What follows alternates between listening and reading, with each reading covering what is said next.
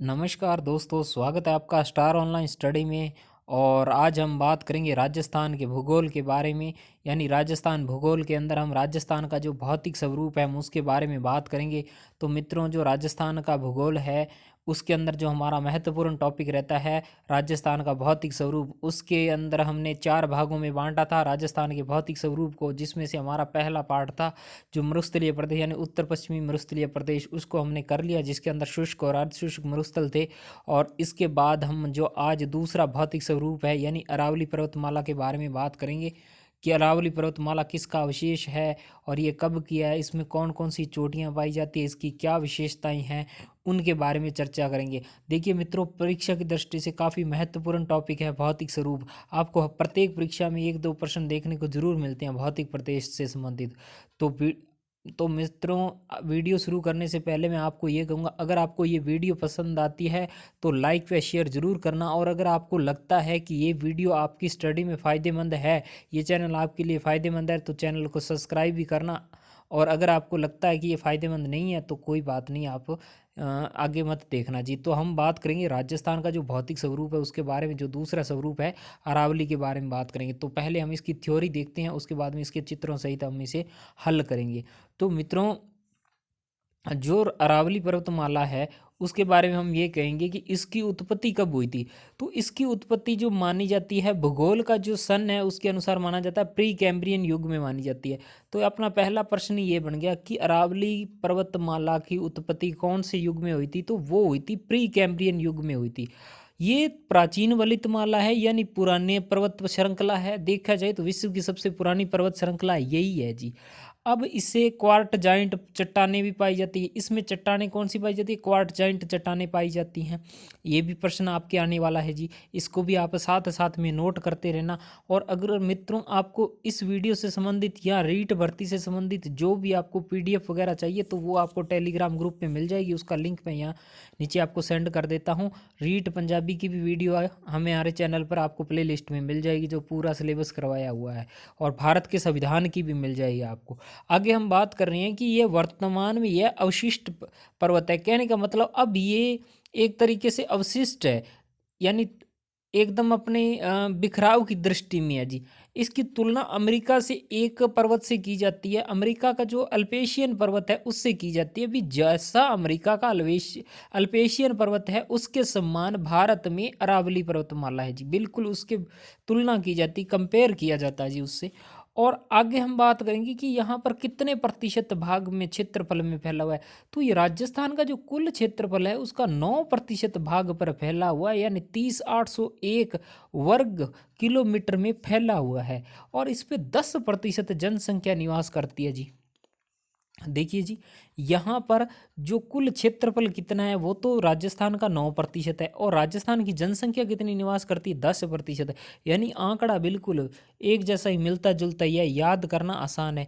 तो वहाँ पर अगर हम बात करें कि जो हमने उत्तर मरुस्थल जो शुष्क प्रदेश पड़े थे, शुष्क प्रदेश, वहाँ पर जनसंख्या कितनी थी? वहाँ पर जनसंख्या 40% थी, और क्षेत्रफल कितना था? लगभग 60%। इनका भी ध्यान रखना। अरावली जो पर्वतमाला है वो किसका अवशेष है? वो है जी गोंडवाना लैंड का अवशेष है जी। जबकि दूसरा आएगा, वो आएगा तैतीस सागर का जी। तो आगे हम बात कर रहे हैं इसके बारे में कि राजस्थान के जो भी है यह पर्वतमाला जो राजस्थान में देखी जाती है अपने उस हिसाब से कि राजस्थान में प्री कैम्ब्रियन युग की जो चट्टानें पाई जाती हैं उनका अध्ययन सर्वप्रथम किसने किया था? यह प्रश्न भी आने वाला, तो वो हैरोज ने किया था जी। और राजस्थान में अरावली का विस्तार जो देखा जाता है वो दक्षिण पश्चिम से देखा जाता है, यानी इस तरीके से देखा जाता है, इस तरीके से जी। अरावली का जी वो वहां से देखा, यानी दक्षिण पश्चिम से उत्तर पूर्व की ओर देखा जाता है। नहीं, यहाँ से शुरू होती है जी और उत्तर पूर्व की ओर जाती है जी। ये जैसे राजस्थान है तो राजस्थान में इस तरीके की हो गई जी, तो उत्तर पश्चिम में जाती है जी। अगर हम बात करें इसका विस्तार कहाँ से शुरू होता है, तो इसका विस्तार इसका खेड़ ब्रह्मा पालनपुर गुजरात से शुरू होकर रायसीना की पहाड़ियाँ कहाँ पर है? वो रायसीना की पहाड़ियाँ राष्ट्रपति भवन दिल्ली तक फैली हुई है, वहाँ तक फैली हुई है। यानी जो खेड़ ब्रह्मा से लेकर यानी पालनपुर से लेकर रायसीना की पहाड़ियाँ तक इसका विस्तार है।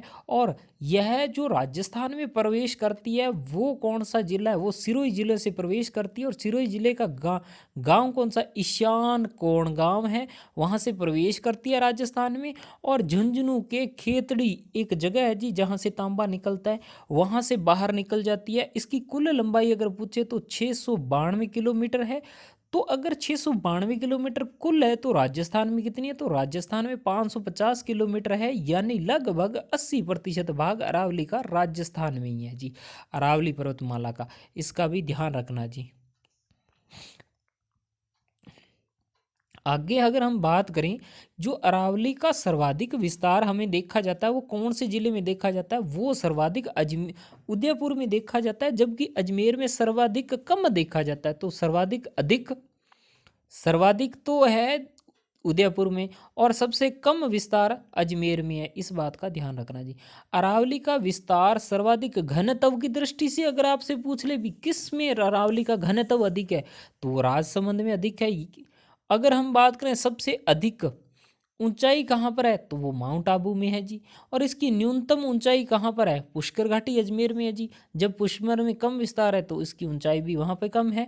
और अगर हम बात करें इसका नाम क्या है जी, तो इसका नाम बड़े सुंदर सुंदर नाम है। जैसे अरावली का सुंदर नाम मेरू पर्वत, सुमेरु पर्वत, पुराणी आदि ये नाम है। इनको देखो कितने सुंदर सुंदर है। मेरू पर्वत हो गया, सुमेरु पर्वत हो गया, पुराणी हो गया, ये नाम ये किसके हैं? सारे अरावली के हैं। और ये अरावली पर्वतमाला जो गंगा यमुना के जो मैदान है, देखिए जी, ये गंगा का मैदान, ये यमुना का मैदान, इस तरीके से। और ये बीच में सिंधु व्यास सतलुज के जो भी मैदान है उनको अलग करती है जी। इस बात का ध्यान रखना जी कि गंगा यमुना के जो मैदान है उन्हें सतलुज व्यास के मैदानों से अलग करती है, ये बीच में आ जाती है जी, इस तरीके से। और जो सिंधु बेसिन है यानी सिंधु नदी का जो बेसिन है यानी बहाव क्षेत्र है नदी का, तथा गंगा बेसिन के मध्य जल विभाजक का काम करता है।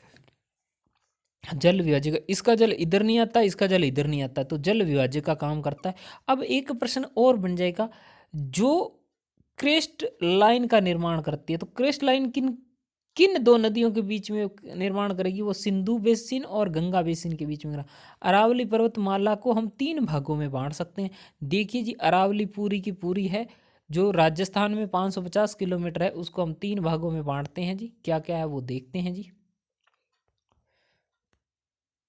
तो पहले हम बात करते हैं उत्तरी अरावली, दूसरी मध्यवर्ती अरावली और तीसरी दक्षिणी पश्चिमी अरावली। तो सबसे पहले बात करते हैं उत्तरी पूर्वी जो हमारी अरावली है उसके बारे में चर्चा करते हैं कि उत्तरी पूर्वी अरावली किन किन जिलों में है और कि क्या क्या विशेषताएं इसकी, उसके बारे में बात करते हैं जी। तो जो उत्तरी पूर्वी अरावली है उसका विस्तार अगर हम देखें तो उसका विस्तार हमें देखने को मिलेगा जी, जयपुर है, सीकर है, झुंझुनू है, अलवर जिले में यानी उत्तर पूर्वी भाग में फैली हुई है। उत्तरी पूर्वी अरावली का सबसे ऊंचा पर्वत है रघुनाथगढ़ है। ये प्रश्न बन गया कि उत्तरी पूर्वी अरावली की सबसे ऊंची चोटी कौन सी है? वो रघुनाथगढ़ है, जो कहाँ पर है? वो सीकर में है। और रघुनाथगढ़ की ऊंचाई अगर पूछे तो 1055 मीटर बताना है। और शेखावटी में अरावली की पहाड़ियों को माल खेत या तोरावाटी की पहाड़ियां कहते हैं। जो शेखावटी क्षेत्र है ना जी, वहाँ पर क्या है कि जो अरावली की पहाड़ियों को क्या है, माल खेत भी बोलते हैं और तोरावाटी भी बोलते हैं। अब वो बोलेंगे तोरावाटी का संबंध किस से है? तो तोरावाटी का संबंध अरावली पर्वत श्रृंखला से है, क्योंकि शेखावटी में उसे स्थानीय नाम से बुलाया जाता है। इसके बाद है जी, जो सीकर में जो अरावली की पहाड़ियां हैं उसे हर्ष की पहाड़ियां कहते हैं, क्योंकि हर्ष की पहाड़ियां काफ़ी फेमस है। और अलवर में इसे हर्षनाथ की पहाड़ियां कहते हैं। तो सीकर में हर्ष की पहाड़ियाँ और अलवर में हर्षनाथ की पहाड़ियाँ प्रसिद्ध है। तो उत्तरी पूर्वी अरावली की कुछ प्रमुख चोटियाँ हैं जी, उनका क्रम याद रखना है जी, ताकि आप परीक्षा में करके आओ जी उसको। तो पहले अगर हम बात करें आएगी जी रघुनाथगढ़। रघुनाथगढ़ कहाँ है? सीकर में है, 1055 मीटर। दूसरी खो जयपुर में है। और जयपुर ने खो ली 920 मीटर है। और भरोच भरोच करके अलवर में चले गए 792 मीटर है। और बरवाड़ा जयपुर में है 786 मीटर है। और बबई है जो झुंझुनू में है 780 मीटर है। और बिलाली है जो अलवर में है 775 मीटर है। इसके बाद में मनोहरपुर जयपुर में है 747 मीटर है जी, तो इनको भी याद रखना है। और उसके अलावा जो है विराट है, ये तो काफ़ी फेमस है जी, जयपुर में है 704 मीटर है। और इसके बाद जिसका संबंध महाभारत से भी है जी, सिरस्का अलवर में है जी 677 मीटर, ये तो आपको पता ही है। जयगढ़ जयपुर में है और यहाँ पर 648 मीटर ऊंचाई पर है जी। तो ये जो हमारी चोटियाँ होगी। इसके बाद अगला हम जो इसका दूसरा भाग है अरावली का वो करते हैं जी, यानी मध्यवर्ती अरावली करते हैं। मध्यवर्ती अरावली की क्या विशेषताएं हैं उसके बारे में चर्चा करते हैं। तो अरावली के इस भाग में जय अजमेर की पहाड़ियाँ आती हैं और नागौर की निम्न पहाड़ियाँ भी शामिल है, यानी नागौर का भाग भी शामिल है, जिसे मध्यवर्ती अरावली के नाम से भी जाना जाता है और न्यूनतम विस्तार और न्यूनतम ऊंचाई वाले भाग के नाम से भी जाना जाता है।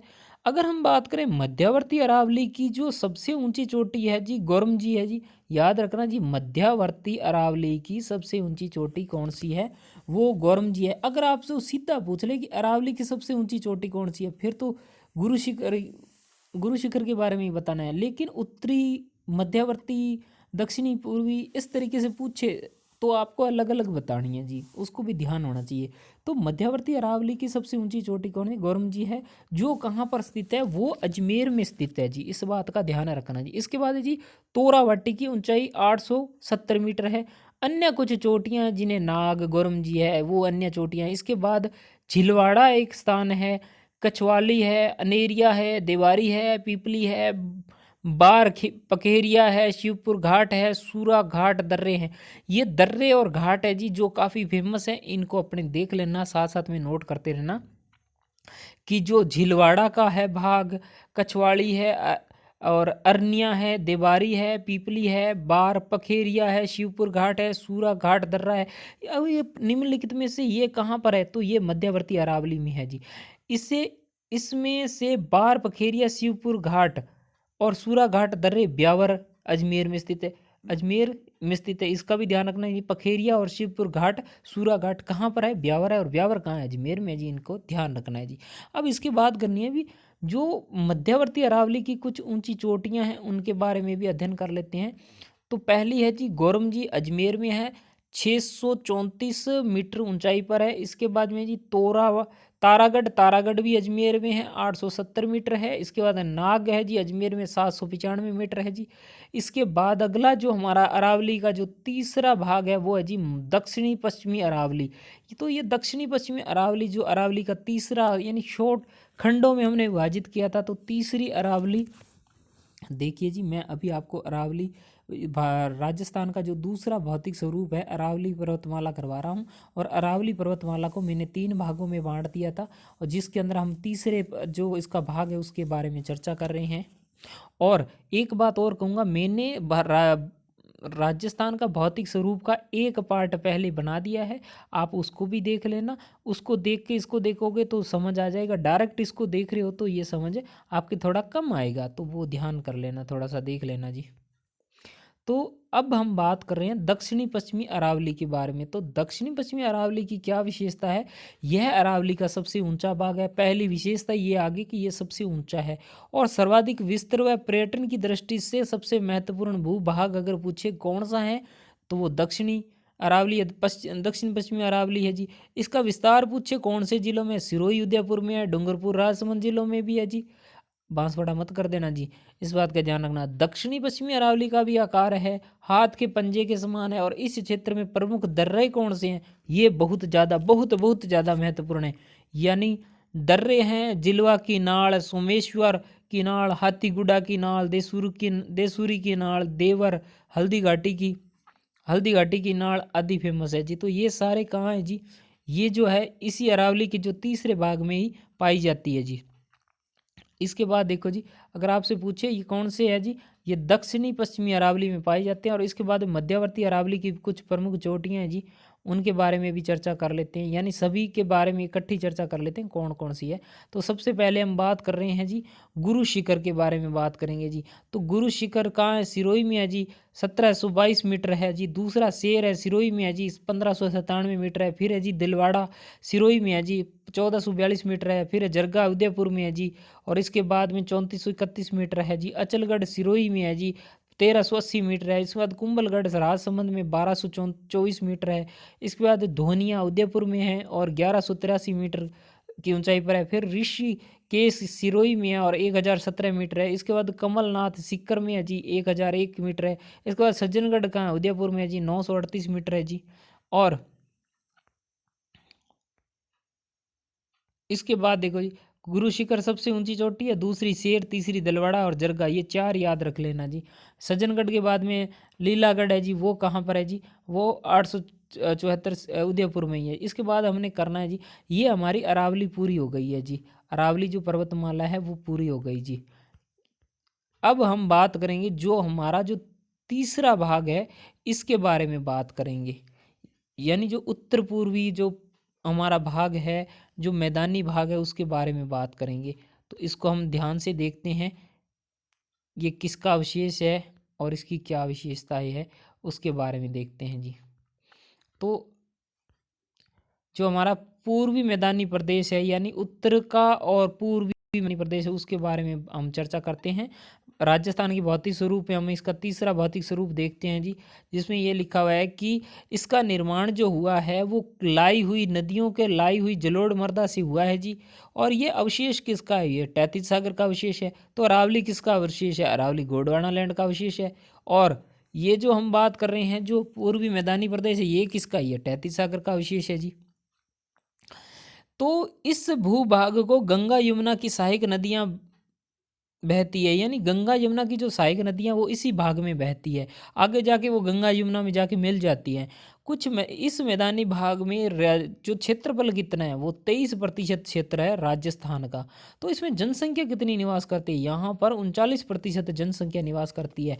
देखिए जी, राजस्थान की अधिकतर जनसंख्या यही निवास करती है। जगह कम है लेकिन मैदानी भाग है, उपजाऊ भाग है, इसीलिए यहाँ पर जनसंख्या भी अधिक निवास करती है। ये तो आपको भी पता है, जहाँ पर साधन अधिक होंगे तो वहाँ पर लोग भी ज़्यादा रहेंगे। इसके बाद राजस्थान का सर्वाधिक जनसंख्या और घनत्व वाला यही है जी। जनसंख्या घनत्व का मतलब है 1 किलोमीटर के अंदर ज़्यादा लोग रहते हैं, वो इस तरीके से नापा जाता है जी घनत्व को। इसके बाद है जी, यह राजस्थान का सर्वाधिक जनसंख्या वाला घनत्व है क्योंकि राज्य की सबसे उपजाऊ भूमि यही है। यह बता दिए, यहाँ पर गेहूं होता है, जौ है, चना है, तिल है, सरसों है, इनकी खेती होती है। और यहाँ पर प्रमुख साधन सिंचाई के प्रमुख जो साधन पूछे, स्रोत पूछे तो कुएं हैं जी, इनका भी ध्यान रखना। और इसके बाद है जी, मैदानी भागों को हम 3 भागों में बांट सकते हैं, इनको भी हम 3 भागों में बांट देते हैं ताकि हमें आसानी रही इसे पढ़ने में। जिसमें पहला चंबल बेसिन, माही बेसिन, बनास बाणगंगा बेसिन, ये 3 भागों में हमने इसको बांट दिया है। तो सबसे पहले हम देखते हैं चंबल बेसिन। चंबल बेसिन क्या कहता है? चंबल बेसिन में पहले तो जिले देखते हैं कौन सा आता है। चित्तौड़गढ़ आता है, कोटा आता है, बूंदी आता है, सवाई माधोपुर है, धौलपुर है, करौली है। यानी जो चंबल नदी के जो बेसिन में बसे हुए चंबल नदी के साथ साथ लगते हैं वो इसी के अंदर ही आते हैं, यानी चंबल नदी के बहाव क्षेत्र में ही आते हैं। चंबल नदी अपने मार्ग में बीहड़ भूमि का निर्माण करती है, तो चंबल भूमि बीहड़ बनाती है जी। ठीक है जी, आपसे पूछे बीहड़ कहाँ है तो वो चंबल नदी के किनारे पे जी। और सबसे लंबी बीहड़ पट्टी अगर देखें तो कोटा से 12 तक है। कितने किलोमीटर है जी? 440 किलोमीटर लंबी एक पट्टी है जी, कोटा से लेकर 12 तक जी। सॉरी माफ़ कीजिए, 480 किलोमीटर लंबी है जी। इसके बाद है जी माही बेसिन। चंबल बेसिन हो गया, अब माही माही बेसिन यानी माही नदी जहाँ पर बहती है उनके बारे में चर्चा कर लेते हैं। तो वो कहाँ बहती है उसके बारे में भी देख लेते हैं। तो जो माही बेसिन है उसमें डूंगरपुर है, बांसवाड़ा है, प्रतापगढ़ है, ये सारे ज़िले कौन से माही बेसिन में आते हैं, यानी माही बेसिन के मैदान में फैले हुए हैं। और इनकी मिट्टी कौन सी है? इसमें काली दोमट मिट्टी पाई जाती है। माही नदी बांसवाड़ा तथा प्रतापगढ़ के मध्य 56 मैदानों का निर्माण करती है। देखिए ये आ गया जी, जिसे 56 का मैदान कहते हैं। अगर आपसे पूछे 56 का मैदान कहाँ है तो आपने बताना है कि ये माही बेसिन में आता है। 56 की पहाड़ियाँ कहाँ है? मैंने बताया था कि पहाड़ियाँ राजस्थान में ऊपर है, ठीक है जी। और जो मैदान का है वो नीचे है, मैदान यहाँ आ जाएंगे, डूंगरपुर बांसवाड़ा की साइड में 56 गांव का मैदान बोला जाता है, वहाँ पर है जी, इस बात का ध्यान रखना जी। आगे है जी जो हमारा तीसरा है जी बनास बाणगंगा बेसिन। इसकी क्या विशेषता है? इसकी विशेषता ये है जी, इसका विस्तार राजसमंद, चित्तौड़गढ़, अजमेर, भीलवाड़ा, टोंक, सवाई माधोपुर आदि जिलों में फैला हुआ है। ये जो शिष्ट और निष्ठ चट्टानों से काफ़ी पाई जाती है। तो अगर आपसे पूछिए कि बाणगंगा बेसिन, बाण बनास गंगा जो उसका बेसिन है, वहाँ पर कौन सी चट्टानें पाई जाती है? तो शिष्ट निष्ठ पाई जाती है, शिष्ट और निष्ठ पाई जाती है। और ये जयपुर, दौसा, अलवर, भरतपुर में बाणगंगा नदी के द्वारा जलोढ़ मृदा का जमाव भी देखने को मिलता है। और बनास नदी के भी दो आगे मैदानों का निर्माण करती है, दो मैदानों का निर्माण करती है। जो कौन सा? एक तो मेवाड़ का मैदान है, जिसमें यह है राजसमंद व चित्तौड़ दोनों जिले आते हैं इसी के अंदर, मेवाड़ के अंदर, मेवाड़ मैदान के अंदर। और जो अगला है वो है मालपुरा का मैदान, यानी मालपुरा का मैदान। तो इसमें टोंक जिले आता है। और बनास बेसिन में भूरी दोमट मिट्टी पाई जाती है। तो बनास बेसिन में कौन सी मिट्टी पाई जाती है? भूरी व दोमट मिट्टी पाई जाती है। तो इसको ध्यान में रखना जी। अब हम बात करेंगे अंतिम जो हमारा भौतिक प्रदेश है का जो भाग है चौथा, उसके बारे में बात करेंगे। तो इसके दक्षिणी ये है जी दक्षिणी पूर्वी पठारी प्रदेश। दक्षिणी पूर्वी पठारी प्रदेश यह दक्कन के पठार में उत्तरी भाग में स्थित है। ये भी ध्यान रखने वाली कि ये किस दिशा में है। तो ये दक्कन के पठार के उत्तरी भाग में स्थित है। और इसका निर्माण ज्वालामुखी से निकलने वाले बेसाल्टिक लावा के ठंडे होने से हुआ है, इस बात का ध्यान रखना। यानी ज्वालामुखी के उद्गार से हुआ है और बेसाल्टिक जो लावा था वो ठंडा हो गया और उसके बाद में इसका निर्माण हो गया। इसके अलावा इसे लावा पठार भी कहा जाता है। अगर आपसे पूछे लावा पठार कौन सा है तो वो यही है जी। इसके अलावा ये गोंडवाना लैंड का विशेष है। तो ये अवशेष पूछे तो गोंडवाना लैंड का अवशेष है जी। दोनों का ही प्रभाव रहेगा राजस्थान में, तैतीस सागर और गोंडवाना लैंड का जी। अंगारा लैंड का कोई योगदान नहीं है। इसके बाद है जी हड़ौती का पठार या संक्रांति प्रदेश भी कहते हैं जी। संक्रांति प्रदेश भी कहते हैं। संक्रांति प्रदेश अरावली के पर्वतमाला को विंध्याचल पर्वतमाला से अलग करता है। एक बात ये भी ध्यान रखना कि जो संक्रांति प्रदेश है अरावली पर्वतमाला को किससे अलग करता है? विंध्याचल पर्वतमाला से अलग करता है। और अगर हम बात करें कि यह क्षेत्रफल की दृष्टि से सबसे छोटा भाग यही है जी, सबसे छोटा यही है जी। और ये जो किस भूभाग में इसमें मिट्टी पाई जाती है वो काली व रेगर मिट्टी पाई जाती है, जिसे कपास के लिए बहुत ज़्यादा महत्वपूर्ण है। और कपास के साथ सोयाबीन की और अफीम की खेती भी होती है, तो उसके लिए काफ़ी महत्वपूर्ण है जी ये। एक बात कह दूं, राजस्थान और भारत के संदर्भ में अंगारा लैंड का कोई योगदान नहीं है, इसको भी ध्यान रखना। अब बाद में अब बात करनी है कि जो हमारा दक्षिणी पूर्वी पठारी प्रदेश है उसको भी हम आगे दो भागों में बांटते हैं, जिसमें से एक विंध्यन कगार भूमि है, जिसके अंदर हम कौन कौन से बात करते हैं, उसमें हम बनास व चंबल नदियों के बीच में स्थित दक्षिणी पूर्वी पठारी भाग है उसके बारे में बात करते हैं, जिसे विंध्यन कगार भूमि कहते हैं। और दूसरा है दक्कन लावा का पठार है, उसको भी दक्कन लावा का जो पठार है उसके बारे में चर्चा करते हैं। तो उसमें कौन सा जिला आता है? उसमें जिला आता है जी कोटा बूंदी जिले में फैला हुआ है कौन सा? दक्कन का लावा का पठार। और इसके ऊपरमाल के नाम से भी जाना जाता है। देखिए ऊपरमाल का नाम सुना होगा, इसके नाम से प्रसिद्ध है। और ये कहाँ पर है? ये दक्कन के लावा पठार में पाया जाता है। और किन जिलों में? कोटा बूंदी जिलों में फैला हुआ है, इसका ध्यान रखना जी। तो ये जो हम बात कर रहे थे भौतिक स्वरूप, यानी जो चौथा भाग है हमारा दक्षिणी पूर्वी पठारी प्रदेश। दक्षिणी पूर्वी पठारी प्रदेश हमने जो अंतिम जो चौथा पार्ट था सबसे छोटा यही है जी, इसी के बारे में चर्चा की थी जी। ये बिल्कुल उसका बारे में चर्चा की थी, ये चौथा स्वरूप है। तो ये राजस्थान के चार भौतिक स्वरूप है, ये पूरे होते हैं जी। इससे संबंधित आपको कोई भी प्रश्न है आप तो पूछ सकते हो। और ये राजस्थान के भौतिक स्वरूप का दूसरा पार्ट था जी, इससे पहले एक पार्ट आ चुका है।